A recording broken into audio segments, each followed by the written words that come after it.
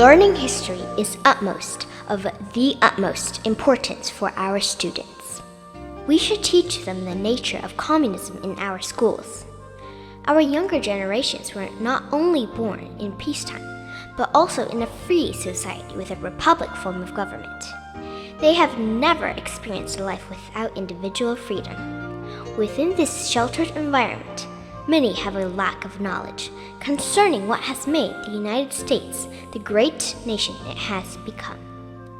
They might not fully understand why people from all over the world, regardless of race, culture, or religion, are all eager to leave their own homeland and immigrate to the United States. This is especially true for those who have lived under the tyranny of a communist regime. Our students need to learn the real history of communism. They need to learn the destruction that communism has caused to mankind in order to better understand why communism must be rejected and why it has failed every time it has been attempted. Our students need to learn and understand how more than 100 million innocent people were killed by the communists in the last century, and that half of the deaths were due to famine because of communist forced collective system.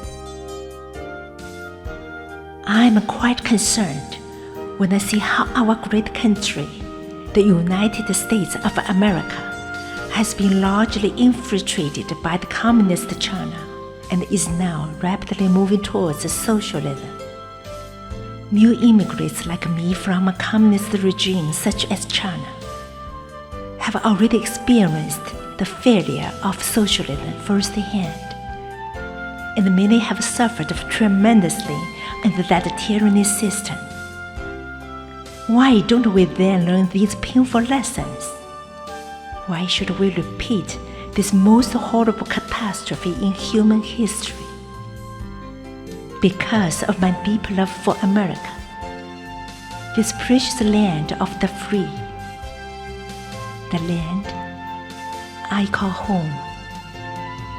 I sincerely pray that we will reverse our drift towards stultifying socialism and its worst variant, communism. We must do this before it becomes too late. I would like to recommend a textbook, Communism, Its Ideology, Its History, and Its Legacy, published by the Victims of Communism Memorial Foundation in Washington, D.C.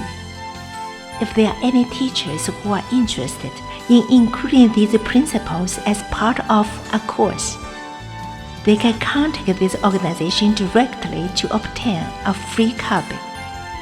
I hope all the Board of Education members get a copy for themselves as well. Without individual freedom, there will be no America.